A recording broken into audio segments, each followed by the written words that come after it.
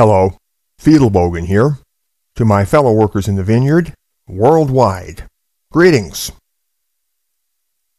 Today's talk is part 2 of a talk titled, Is Feminism a Good Thing? Very well. When hard-pressed, many a standard feminist will fall back upon the dictionary definition of feminism. Feminism. Belief in the social, political, and economic equality of the sexes.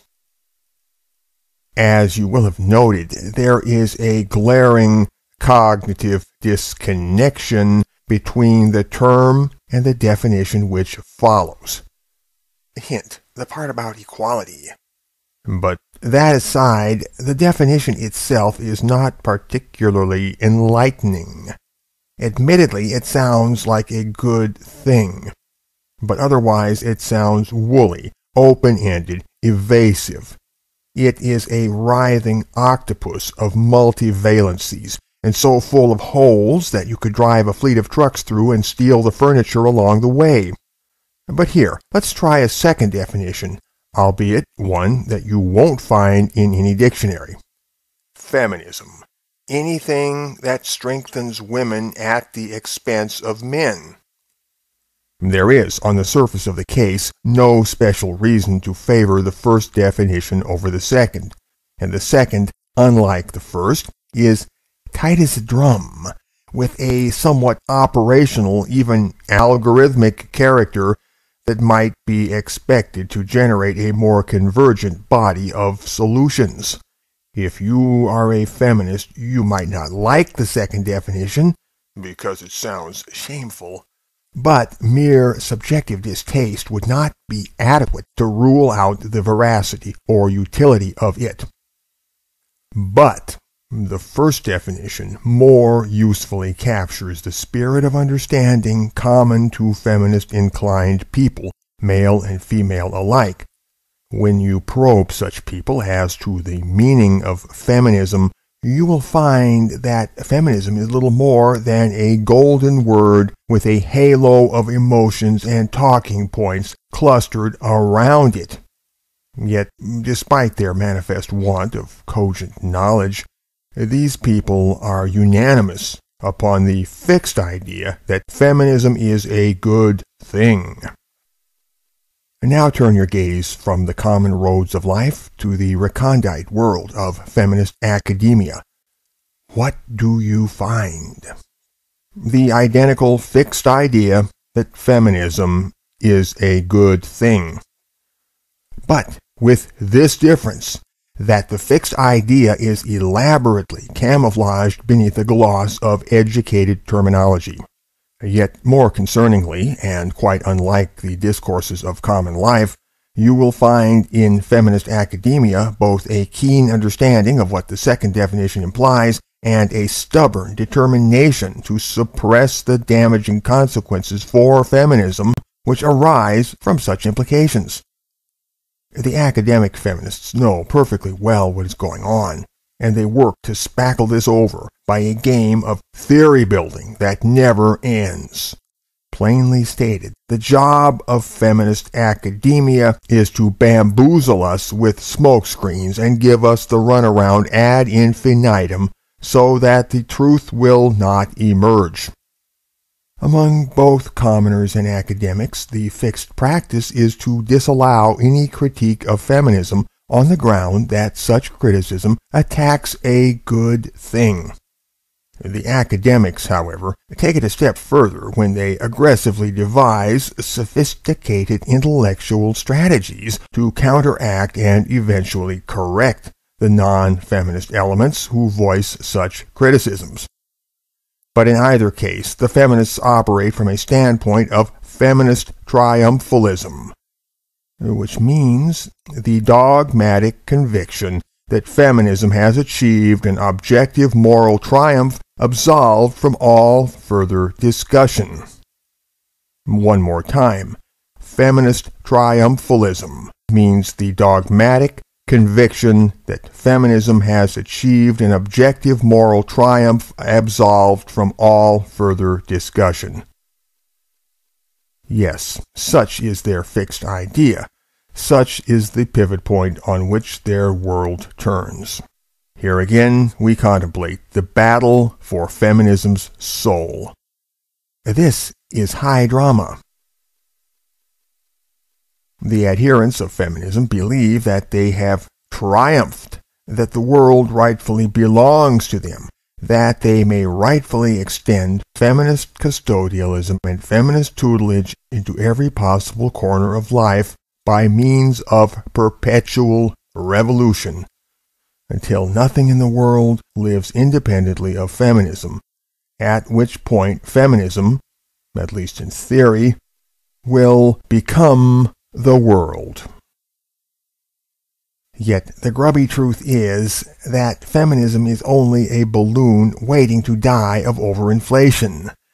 And in the aftermath of that messy explosion, the timeless world that we have always known, albeit in a damaged condition, will go right on as we have always known it. Brief indeed shall be feminism's eternity.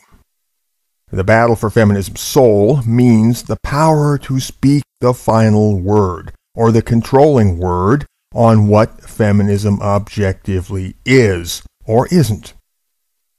Consider, if somebody had the power to describe and evaluate you in whatever terms they saw fit, and upon so doing, their word about you became the truth about you, then in a very practical sense you might say that your soul was no longer in your own keeping.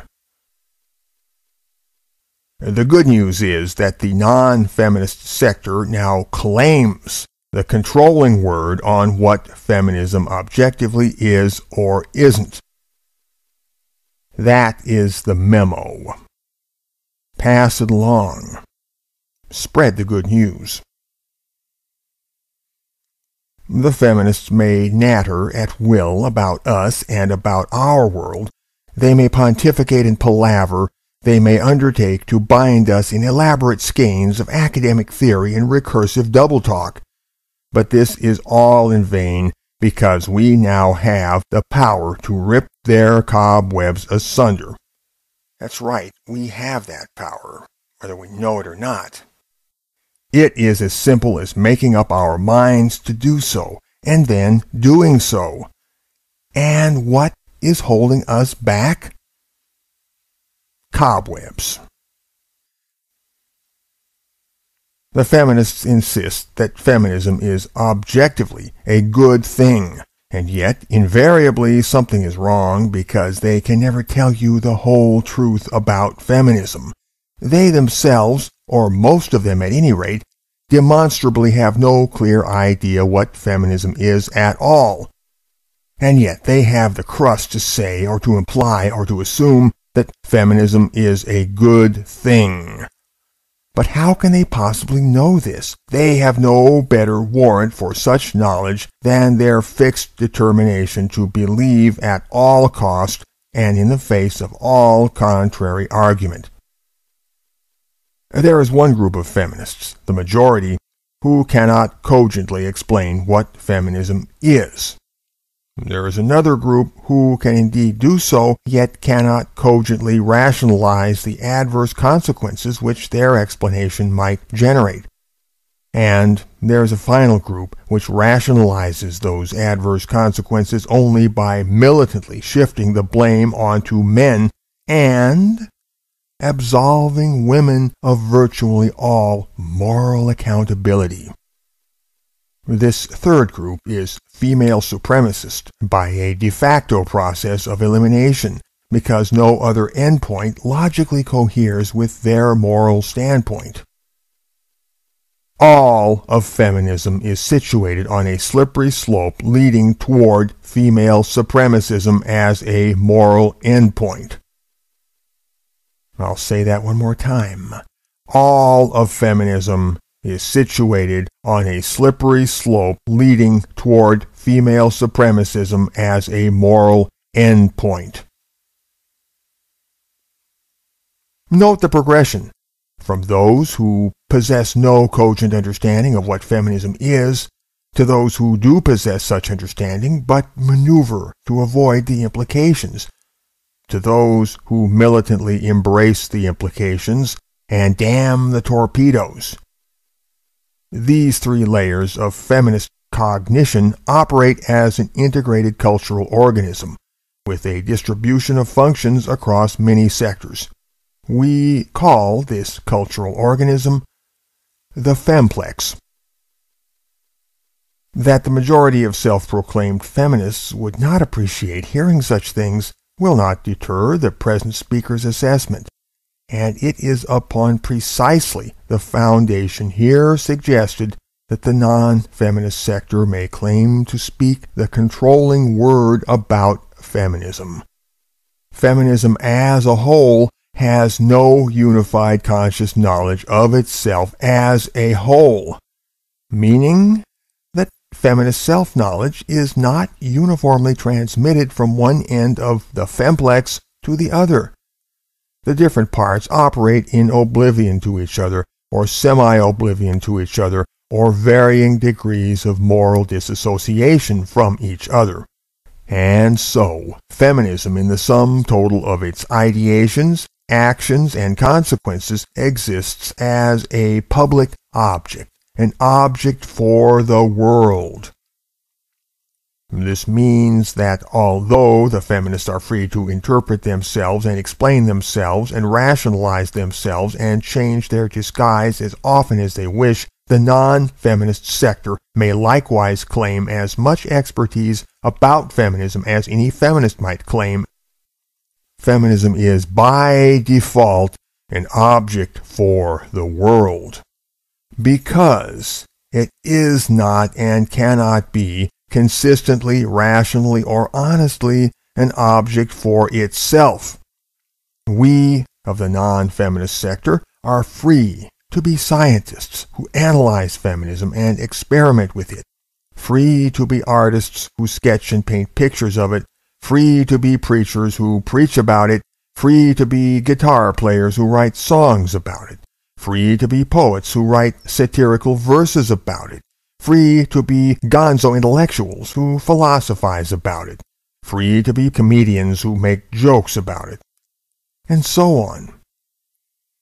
And above all else, we are free, upon the strength of independent criteria, to draw conclusions as we see fit regarding the inherent goodness or badness of it. Feminism is an object for the world, but feminism is not the world. It is rather a portion of the world, but the remaining portion is larger and entitled to exist, and entitled to a voice upon all matters which vitally pertain to it. Some people believe that feminism is a good thing. Others believe the contrary, and it is even conceivable that some people would regard feminism as a merely indifferent thing, as I myself once did. Truly, there are many shades of belief in this realm of speculation. At all events, the time has come to kick over the traces, to open the field to a universal free-for-all. The power of the shibboleth can and must be broken. So let the word feminism be opened to discussion, and let the thing which the word signifies be correspondingly opened to whatever dissection the discussion might entail. It is clear to the present speaker that feminism, on its collective mind level, does not genuinely know itself, that it cannot or will not acknowledge the moral variety of its own composition, from whence it follows that feminism cannot accurately assess its own consequentiality in terms of the social ecology. Thus, a critical dimension of understanding has been omitted, and given the nature of the case, the task falls upon others to make good this omission. And by others, I mean people other than feminists. I mean people whose non-inclusion in the feminist enterprise is keenly delineated. For the truth about feminism can never be known to those who occupy the standpoint of feminist triumphalism. Such a standpoint can, by its nature, never admit the possibility that feminism is other than a good thing. And being incapable of such admission, it follows that the standpoint can never process counterindicative data in a manner that is intellectually honest. So the feminist standpoint is equipped from the outset with an intellectually dishonest mental filter that colors its entire outlook on the world.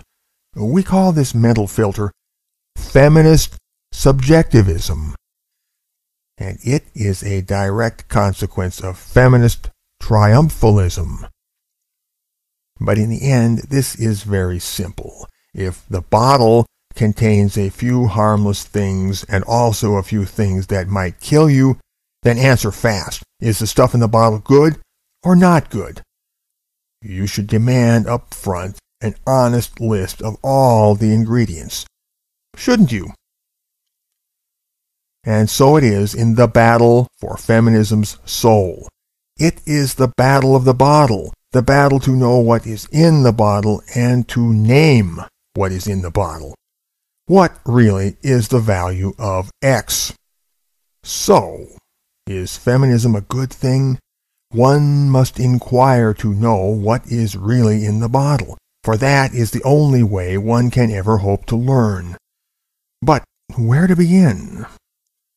Begin by floating this query into the world in whatever manner your ingenuity might suggest, as one of a number of distributed questions that will eventually be so circulated. Yes, questions are worth as much as answers, for asking the right question is like shaking the answer tree and watching the fruit fall. So propose a question for general consideration.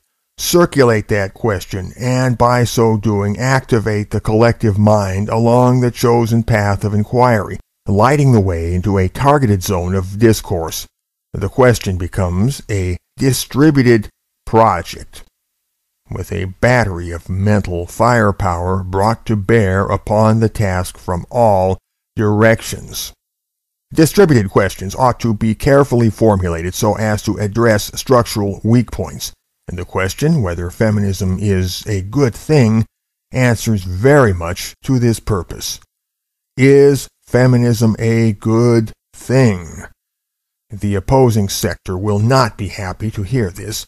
It is blasphemy to even intone such a proposal at all, and it will make them madder than a one-legged kangaroo on a skateboard, particularly if the question will not go away, particularly if the question pops up everywhere, again and again, more and more as time goes by, and always in a voice that is unfailingly nonchalant and blander than butterscotch pudding. Eventually, the question will settle into the landscape, take root, and grow. Then the culture will not be rid of it, particularly when a popular discourse springs to life around it, and people grow addicted to the liberative enjoyment such discourse introduces into their lives. Such is the Achilles heel of feminism. To merely pose the question whether feminism is or is not a good thing insinuates that it is perfectly acceptable to harbor an unorthodox opinion upon that point, which in turn undermines and problematizes orthodoxy itself. It further insinuates that the realm of non-orthodox sentiment makes a proper field for extended discussion, and who knows, maybe even academic discussion. One thing, as you see, leads to another, and big things have small beginnings. At any rate, it is certain that you've got to begin somewhere. Not necessarily a single somewhere. It could be a lot of different somewheres in a lot of different places by a lot of different people. But still, the only you that you have is you. And you can't spread yourself too thin, so you need to begin at somewhere. And here I have suggested one such somewhere. What matters here is the principle that lies behind this, and the potential utility that lies behind the principle. And I hope that somebody, somewhere, has found inspiration or food for thought in all of this. I leave you with this parting thought.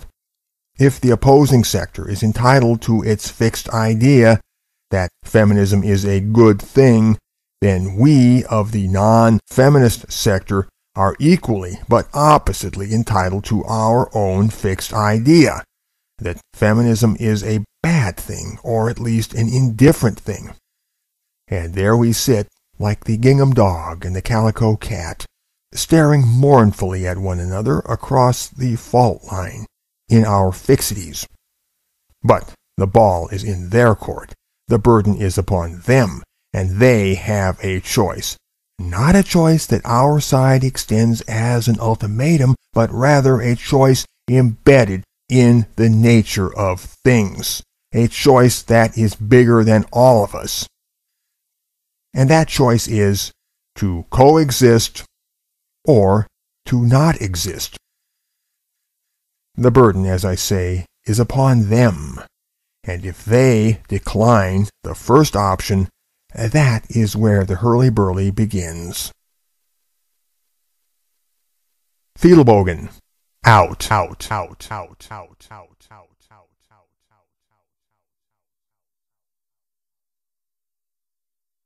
No special reason to favor the first definition over the second. And the second, unlike the first, is tight as a drum, with a somewhat operational, even algorithmic character that might be expected to generate a more convergent body of solutions. If you are a feminist, you might not like the second definition, because it sounds shameful, but mere subjective distaste would not be adequate. Belief in the social, political, and economic equality of the sexes. As you will have noted, there is a glaring cognitive disconnection between the term and the definition which follows. Hint, the part about equality. But that aside, the definition itself is not particularly enlightening. Admittedly, it sounds like a good thing, but otherwise it sounds woolly, open-ended, evasive.